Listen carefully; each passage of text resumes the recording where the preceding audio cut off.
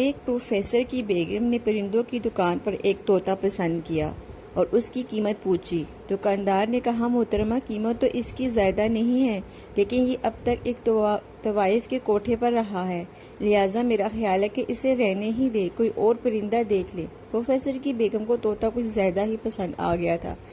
کہنے لگی، بھائی اب اسے بھی تو پتہ چلے شریفوں کے گھر کیسے ہوتے ہیں۔ انہوں نے طوطے کی قیمت ادا کی اور پنجرہ لے کر گھر آ گئی۔ پنجرے کو ڈرائنگ روم میں ایک مناسب جگہ لٹکایا تو طوطے نے ادھر ادھر آنکھیں گھمائی اور بولا، واہ، نیا کوٹھا! یہ کوٹھا تو بہت پسند آیا بھائی۔ بیگم کو اچھا تو نہیں لگا، لیکن وہ خاموش رہی۔ تھوڑی دیر بعد ان کی بیٹیاں کالج سے لوٹ کر گھر آئیں تو انہوں نے دیکھ کر طوطا بولا، او نئی لڑکیاں آئی ہیں۔ بیگم کو غصہ تو آیا لیکن پی گئی، یہ سوچ کر کہ ایک دو دن میں طوطے کو سدھار لیں گی۔ شام کو پروفیسر صاحب اپنے گھر لوٹے۔